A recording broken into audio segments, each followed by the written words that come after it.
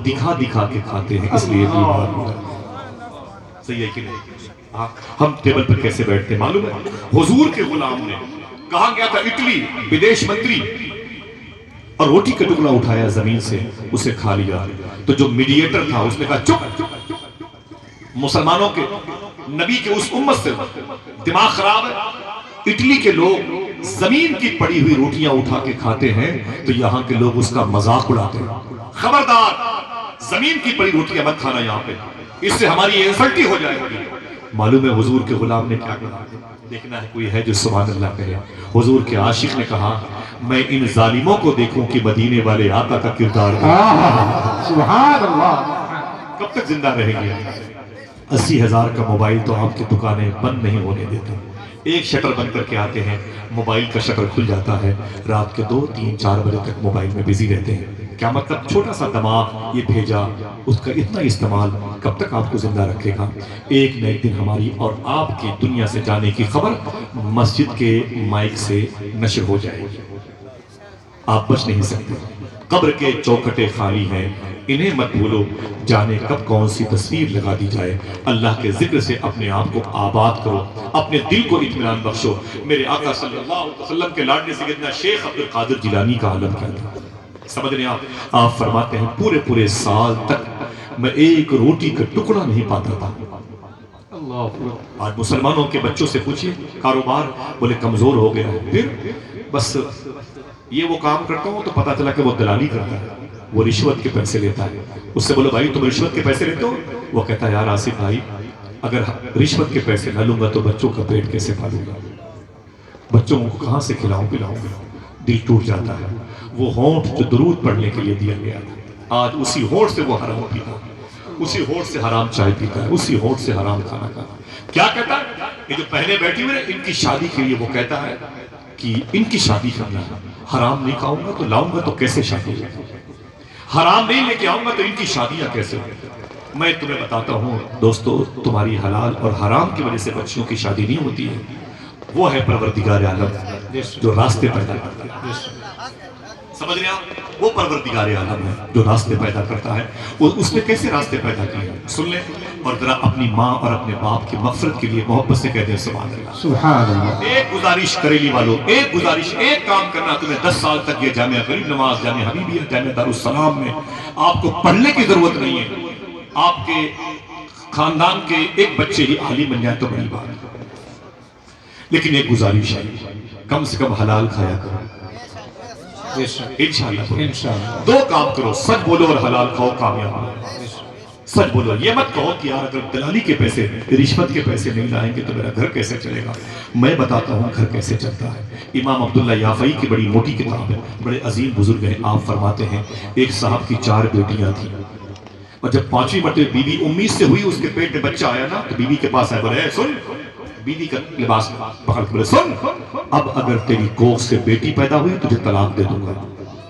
بیوی رو کے بولی کیوں، میرا قصور کیا ہے؟ اللہ کی مرضی ہے جو بیٹیاں پیدا ہوتی ہیں۔ اس نے کہا قصور تیرا ہے، یہ کوکھ تیری ہے، یہ کوکھ تیری ہے، یہ قصور تیرا ہے، اس لیے مجھے تجھ سے نفرت ہے، خبردار اب بیٹی نہ پیدا کرنا۔ وہ عورت رونے لگی، کہتی جب 9 مہینے پورے ہو گئے میرے شوہر نے مجھ سے کہا چل میرے ساتھ سفر پہ، میں اپنے شوہر کے ساتھ، اپنے ہسبینڈ کے ساتھ سفر پہ نکلی نا، ایک جگہ تمبو کناٹ لگا کے قافلہ رک گیا، چھوٹی سی پہاڑی تھی، عورت کہتی ہے ڈیلیوری کا درد ہوا، میں نے واش روم کے بہانے سے لوٹے میں پانی لیا اور اپنے شوہر سے پوچھ کے اسی پہاڑی پہ چڑھ گئی، ایک گفا تھا، اس گفا کے اندر چلی گئی، جب میں گئی تو درد زیادہ ہوا ڈیلیوری کا، تو اچانک میرے پیٹ سے جو بچہ تھا وہ باہر آ گیا۔ امام یافعی فرماتے ہیں جب عورت نے دیکھا غور سے یہ بیٹا ہے یا بیٹی ہے تو رونے لگی، ایک الگ سے درد ہوا کیونکہ پھر بیٹی پیدا ہوئی۔ اللہ، وہ ماں جو تمہارے گھر میں ہے، جس نے تمہیں پالا ہے بڑی مشقتوں سے، جس کی کوکھ سے تم پیدا ہوئے ہو، اس کو ناراض مت کیا کرو، انشاءاللہ بولے اس کا خیال رکھا کرو، وہ بڑی پیاری ہوتی ہے۔ ماں بوڑھی ہوتی ہے لیکن تمہارے لیے ہمیشہ جوان رہتی ہے۔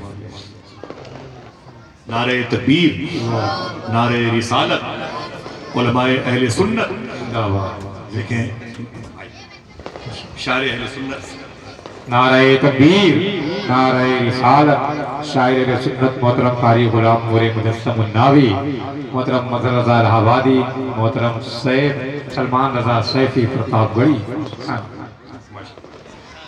मेरे भाइयों में बिलखुसूस मोहतरम गुलाम नूर मुजस्सम भाई शायर मुल्क हिंदुस्तान, या ये कहा जाए कि शान मुल्क हिंदुस्तान, बहुत बड़ा नाम है नात के हवाले से, और आपके शहर को ये शरफ मिला कि उनके कदम यहाँ ज़्यादा रातों में दौड़ते मुस्कुराते रहते हैं, यहीं से वो पहचाने जा रहे हैं। भाई मजहर साहब, सलमान रज़ा साहब तशरीफ़ लाए, मौलाना अहमद रज़ा साहब की तरफ से हम आप सबको बहुत बहुत मुबारकबादियाँ पेश करते हैं। मौलाना गुलाम अख्तर रज़ा साहब जिनकी कदोकाविश, जिनके जिद्दोजहद की बुनियाद पर ये मजलिस रसूल सजी है, भाई नफीस रज़ा साहब हबीबी तशरीफ़ फरमाए। जितने मिंबर पर बच्चे बैठे हुए हैं वो बड़े होंगे जब मेरे जनाजे रुख अदा देंगे, तो इनकी इस नफीस तबीयत की वजह से अल्लाह मेरे गुनाहों को माफ़ कर देगा। उलमा किराम की मौजूदगी मेरे लिए नजात का जरिया। आप बैठे रहें और ये बड़ी बात है। तो कहने का मतलब कि हुजूर गौसे आज़म रज़ी अल्लाह, इमाम याफ़ई के जुमला देखिए, मेरे साथ चले, मेरे घर पे किताब रखी है।